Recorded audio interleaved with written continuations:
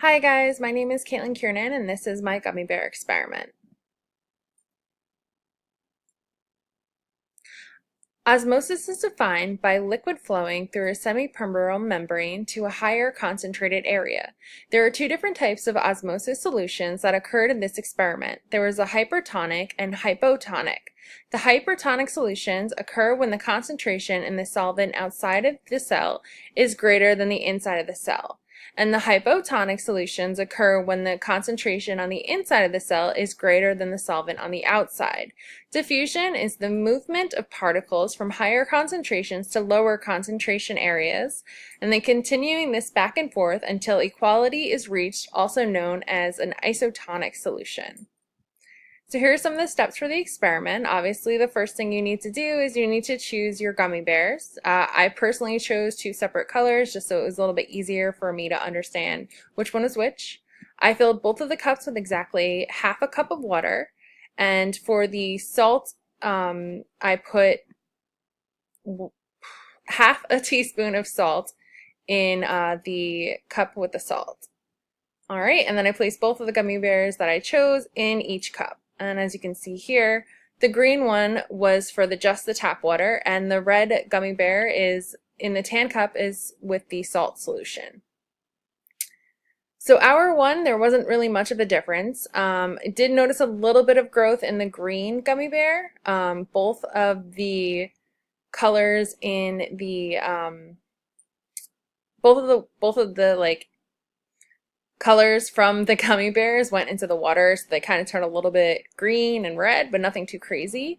And at this first hour, I added another half tablespoon of salt added to the solution. So the same thing in hour two. The water started to appearing to be matching the gummy bears even more. The green gummy bear started definitely to show a little less definition in its shape, and I added another half tablespoon of salt to the salt solution. For hour three, the color in the salt solution is starting to become even more red, and the green gummy bear is starting to get a little blurry, and it grew bigger in size. Hour four, the water in the green cup appears to have some particles floating in it, and the green bear has grown bigger again. I put another half tablespoon of salt was added to the salt solvent, and the red gummy bear started to lose its definition and its shape. So hour five, the green gummy bear appears to be about two sizes the normal size of a gummy bear. There's definitely a little bit of a white film appearing around the sides of the red gummy bear, and I added another half teaspoon of salt to the solution, and the salt was now no longer being dissolved. Hour six, the green gummy bear seemed to be stuck to the bottom of the cup when I started attempting to move it because it kind of looked flat to me. And I noticed that when I started touching it, kind of the sides started kind of dissolving a little bit. The salt on the bottom of the cup was no longer dissolving for the salt solution. The red gummy bear with the white film surrounded the bear, got a little bit bigger, and both started to appear more cloudy and less clear. For hour seven, I did this only for 7 hours. The green gummy bear had grown at least 3 times the original size.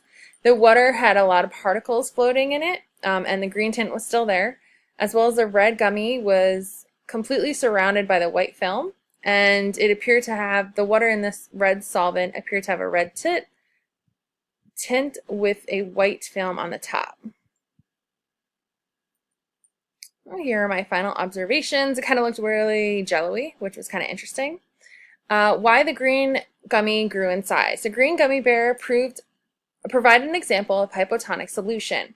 The tap water had a lower concentration of particles that was met by the higher concentration of particles inside the gummy bear. This described what I saw during the experiment. The cells grew in the gummy bear, filling with water. The green gummy bear began to enlarge as the tap water penetrated its semipermeable membrane, trying to create an even environment of concentration in both the gummy bear and the tap water. As I only left it for 7 hours, I don't believe that my gummy bear and tap water became equal in concentration, but I do believe if I continued leaving the gummy bear in there for longer, at some point they would become equal in concentration and stop the hypotonic solution and allow isotonic solution to begin. And here I have why the red gummy bear size did not change. The red gummy bear provided an example of hypertonic solution. The saltwater solvent had a higher concentration of particles that was met by a lower concentration of particles inside the gummy bear. When the red gummy bear was placed in the saltwater solvent, it did not swell like the green one. Instead, it remained the same, and it began to have a film growing around it. During this time, the water leaves the gummy bear through the semipermeable membrane and enters the water. As this occurs, the cells of the gummy bear begin to shrink, which in turn begins to shrink the actual size of the gummy bear. Again, I only left it in for 7 hours, so I didn't really see a lot of shrinking, but I would have assumed that if I left it in for longer, that it definitely would have decreased in size. So this was my whole experiment, and I hope you guys have a great rest of your day. Bye.